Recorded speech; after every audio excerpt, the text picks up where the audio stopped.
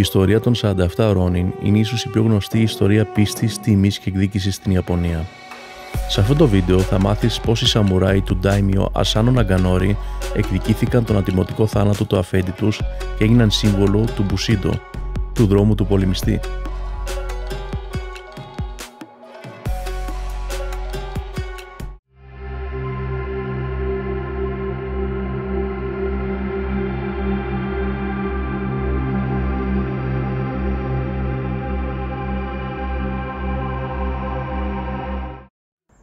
Η ιστορία ξεκινάει το 1701 στην αυτοκρατορική αυλή του Σογκούν στην Ιαπωνία της περίοδου Έντο.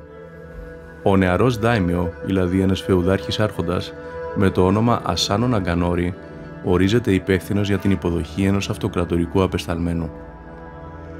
Ένας αυλικός, ονόματι Κύρα Ιωσινάγκα, ορίζεται ως υπεύθυνος να προετοιμάσει και να διδάξει τον νεαρό άρχοντα τα έθιμα υποδοχής και τα λειτουργικά.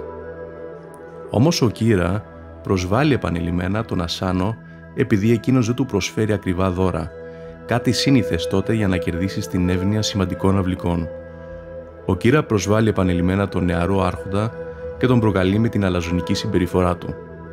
Η ένταση φτάνει στο αποκορύφωμά της όταν ο Ασάνο δέχεται βρισιές από τον Κύρα και τραβάει εξοργισμένο στο σπαθί του και το επιτίθεται. Ακολουθεί μια συμπλοκή με αυλικούς και υπηρέτες να προσπαθούν να τους χωρίσουν.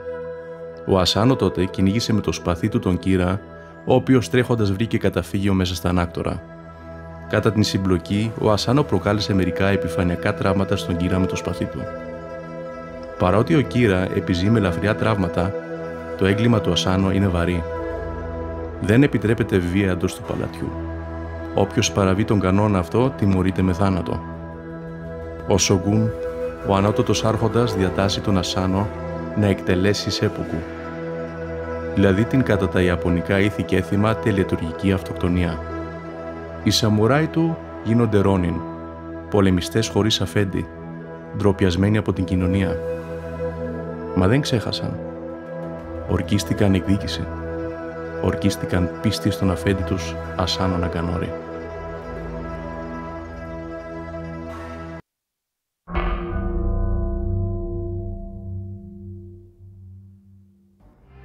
Οι 47 από τους Ρόνιν, με αρχηγό τους τον Οίσι Ιώσιο, αποφασίζουν να εκδικηθούν τον θάνατο του κυρίου τους. Γνωρίζοντας ότι ο Κύρα είναι πλέον καλά προστατευμένος, σχεδιάζουν την εκδίκησή τους με υπομονή, μεθοδικότητα και μυστικότητα. Για 2 χρόνια, οι Ρόνιν διασκορπίζονται, προσποιούνται πως έχουν αποδεχθεί την μοίρα τους. Ο Οίσι φτάνει στο σημείο να παριστάνει τον Μέθησο και να ακολουθεί την άσωτη ζωή ενός τζογαδόρου για να ξεγελάσει τους κατασκόπους του Κύρα. Για 2 χρόνια οι Ρόνιν κρύβονταν, υπομονετικοί, σιωπηλοί, και τότε ένα χιονισμένο βράδυ επιτέθηκαν.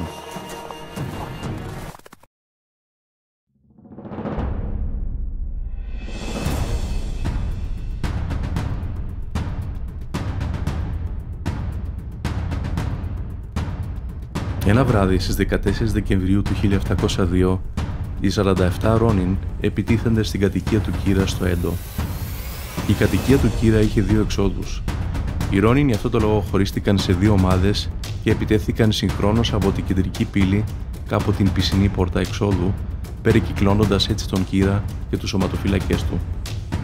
Για να διαλύσουν τις πόρτες που τους χώριζαν, χρησιμοποίησαν ένα γιγάντιο σφυρί που εκτελούσε χρέη πολιορκητικού κρυού. Αφού εξόντωσαν τους σωματοφύλακες σαμουράι του Κύρα έναν προς έναν, κατακτούν την επάβλη και βρίσκουν τον Κύρα κρυμμένο σε μια αποθήκη.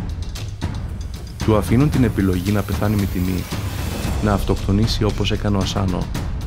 Ο Κύρα αρνείται.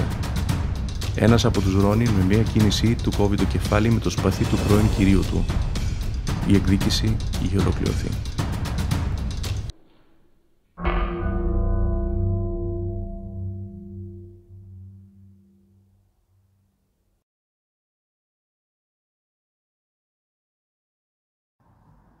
Μετά την πράξη τους, οι Ρόνιν παραδίδονται οικειοθελώς στις αρχές. Η Ιαπωνία διχάζεται. Άλλοι τους βλέπουν ως εγκληματίες, άλλοι ως ήρωες. Τελικά, ο Σογκούν διατάζει να πεθάνουν με τιμή. και οι 47 Ρόνιν αυτοκτονούν εκτελώντας σέπουκου, όπως αρμόζει στους αληθινούς σαμουράι, όπως το ορίζει ο κώδικας τιμής των σαμουράι, Bushido. Οι 47 Ρόνιν δεν πολέμησαν για πλούτη ή δόξα, αλλά για την δικαιοσύνη και την τιμή. Σε έναν κόσμο που αλλάζει, η αφοσίωση και η πίστη τους αντιχούν ακόμα μέσα στους αιώνες. Σήμερα οι τάφοι τους βρίσκονται στο ναό Sengaku-ji στο Τόκιο, όπου πλήθος επισκεπτών τιμά τη μνήμη τους. Η ιστορία τους έχει εμπνεύσει αμέτρητα έργα, θεατρικά, ταινίες και βιβλία.